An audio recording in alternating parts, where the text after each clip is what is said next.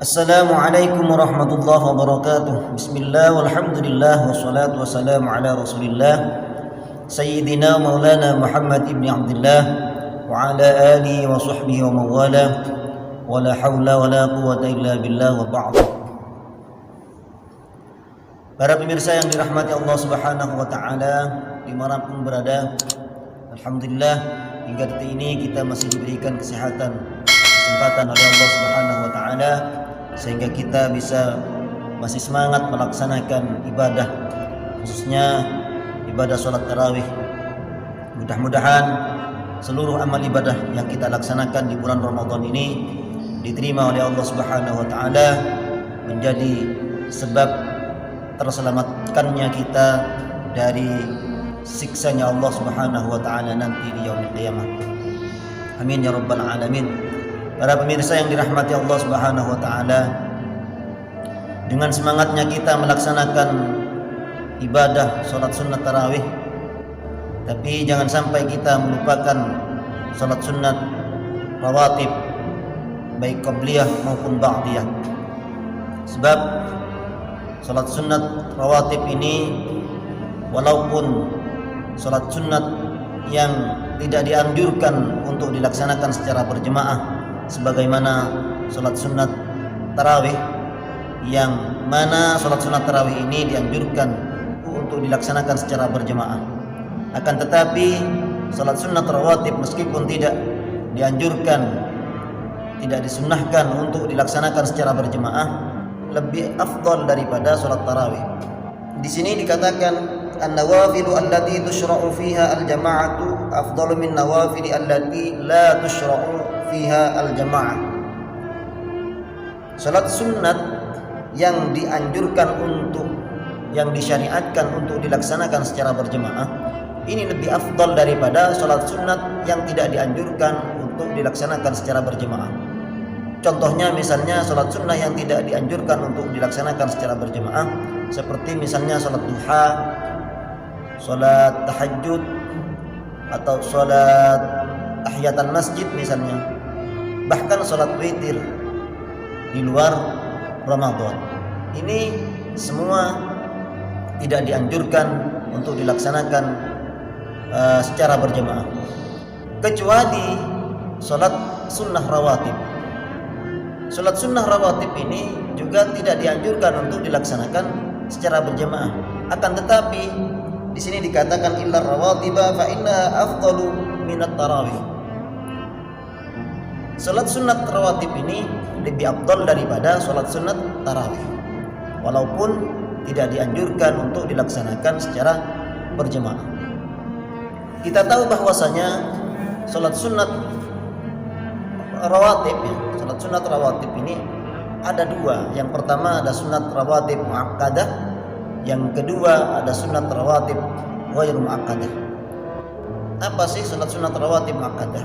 Yaitu salat sunat yang sangat dianjurkan, yang sangat ditekankan untuk dikerjakan, yang disunnahkan oleh Rasulullah SAW.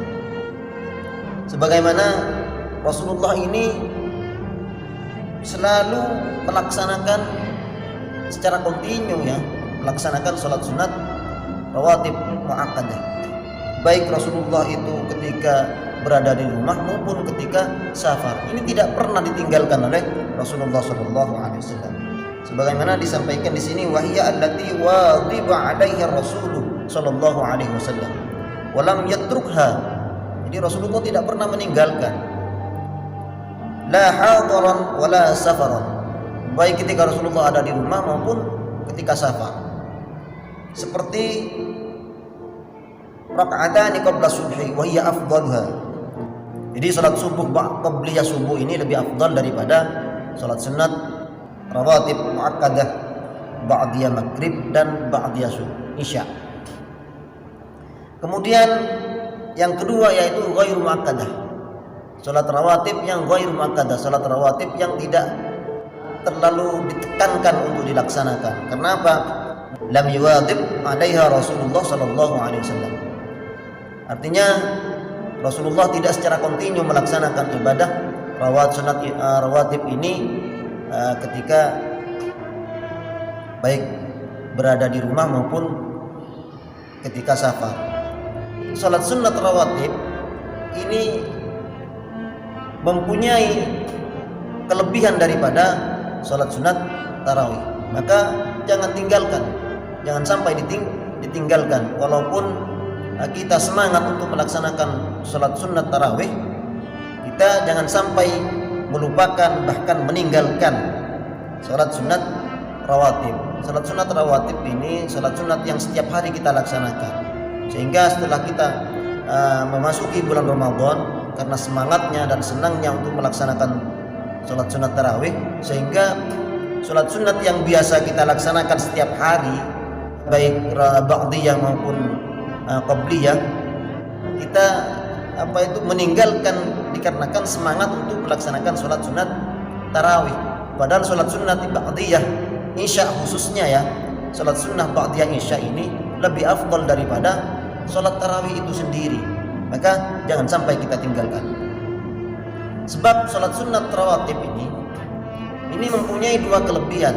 Di antaranya yang pertama yaitu annaha jawabiru lil faraidi fatajburul khalal wan naqsu alladhi yaqa'u fil faraidi. Yang pertama kelebihannya, faidahnya yaitu menambal kekurangan-kekurangan ketika kita melaksanakan sholat fardu. Nah, ini sholat rawatib ini menambal kekurangan tersebut. Yang kedua, faidah yang kedua yaitu yanalu biha al-musalli mahabbatallah. Yang kedua, mendapatkan nilai tambah yaitu dicintai oleh Allah Subhanahu wa taala. Orang yang melaksanakan sholat rawatib ini mendapat mahabbah atau dicintai oleh Allah Subhanahu wa taala. Sebagaimana di dalam sebuah hadis disampaikan oleh Rasulullah sallallahu alaihi wasallam yang diriwayatkan oleh Imam Al-Bukhari, akhrajahu Al-Bukhari fi Kitabir Riqaq bab at-tawadhu. Ini disampaikan oleh Rasulullah sallallahu alaihi wasallam, wala yazalu 'abdi yataqarrabu ilayya bin nawafil hatta uhibbahu. Ini dawuhnya Allah kepada Rasulullah sallallahu alaihi wasallam, disampaikan oleh Rasulullah melalui hadisnya. Wala yazalu 'abdi yataqarrabu ilayya, katanya Allah Subhanahu wa taala, jangan sampai berhenti atau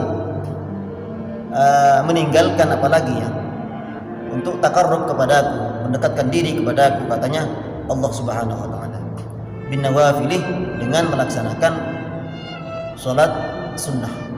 Artinya kita jangan sampai merasa puas diri dengan ibadah-ibadah kita yang lain, misalnya khususnya ibadah yang fardu.